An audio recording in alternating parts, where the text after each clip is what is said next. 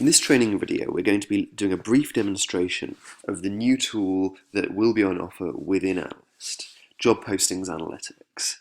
This is a tool which is Emsi's first foray really into big data, where we take millions and millions of job postings and we aggregate them together, and then we can use those millions and millions of data points to find trends. When you think about job postings, there's so much data involved in a single job posting. There's the title, there's the company that's hiring, there's the location of the job, and there's also what skills are required. And so when we aggregate all that data together, we can view some really interesting trends. So what we're going to do in this video, we're going to really look at one example, and we're going to just see how the tool can be used. So what we can see is if we want to look at job postings, we can go where it says Analyze Job Postings on the home page. And when we click on that, we will be presented with a card that looks like this, which gives you all of your different search options. And as you can see, you can search by a specific region, a specific occupation, a specific job title, a specific company. So Accenture, for example, or a specific skill or occupation. And we can also search by keywords, but we'll look at that slightly later.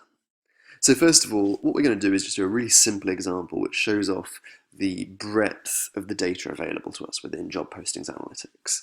And what we're going to do is we're going to look at software developers in the southwest of England. So first of all, we select our region, just delete England and put in southwest. And then we're going to select our occupation, software developers. There we go.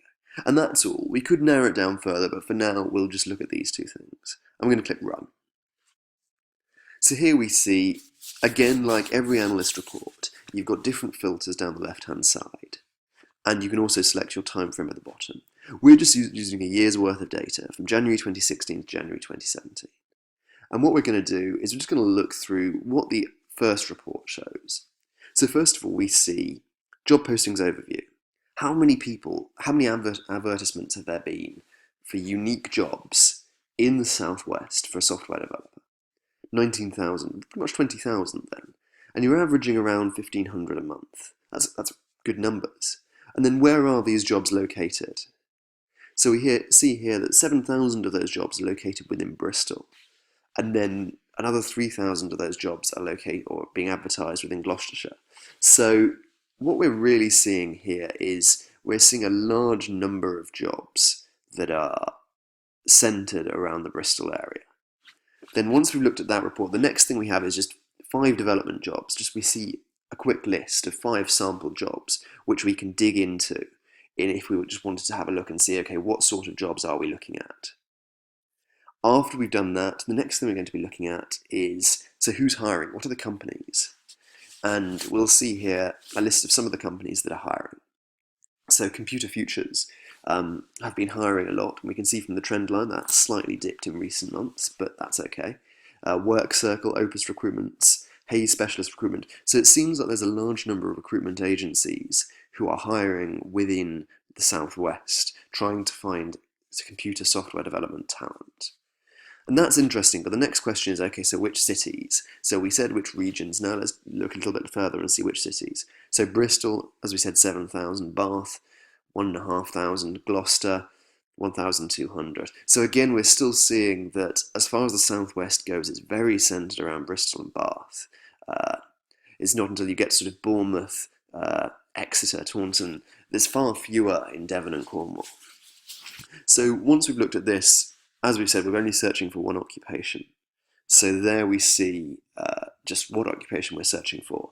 But as you can search for multiple occupations, you could see how those are broken down. Then underneath that, we get top posted job titles. This is really cool. This is basically, it says, okay, if you want to look at a level lower than the standard occupational classification. So at the moment, we were just looking for programmers and software development professionals. That's really broad. But what we can do with this video is we can look a level further down and we can see, okay, what are the actual job titles being advertised for once we sort of normalize them together? So software engineers, that's fairly generic, but Java developer, .NET developer, PHP developer, C++. So here we're starting to see some of the key skills that are being required for this job and for jobs within the southwest. And this is all specific to the southwest. and we could dig down and go a level further, and we could just look at Bristol if we wanted to. And then once we've looked at job titles, we can go a further level down and look at skills. And we have a number of different reports that we can look at in terms of skills. We've divided them really into two categories, that of sort of like the top skills and that of the most relevant skills. And it's a little bit confusing to try and explain the difference, but essentially the top hard skills just looks at skills and sees how many times are they posted for this job posting. So for example, here with the top hard skills, we've got C#, SQL, JavaScript.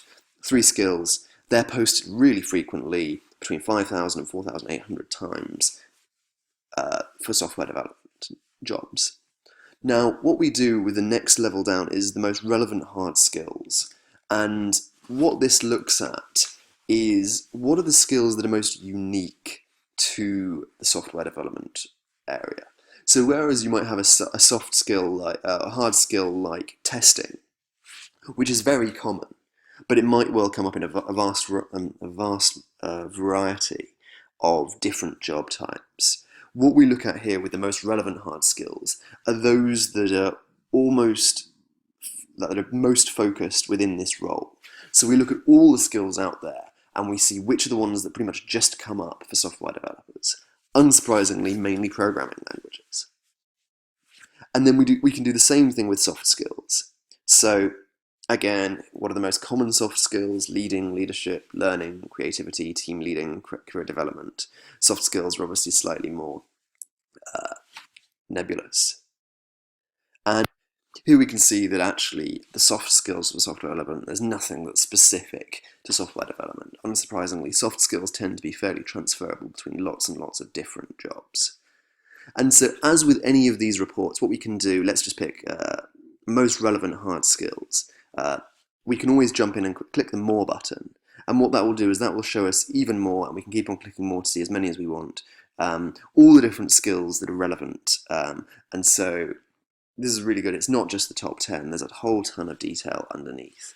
And what we can also do, as with any of the Emsi reports, is we can export them either as a whole via Excel, Word, PDF, or clippings, or we can just export the bits we want and have a look at them in the clippings menu here.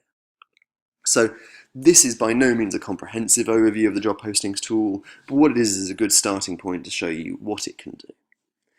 There'll be further videos in future where we'll be looking at different examples in more detail, and I look forward to hearing any questions that you have.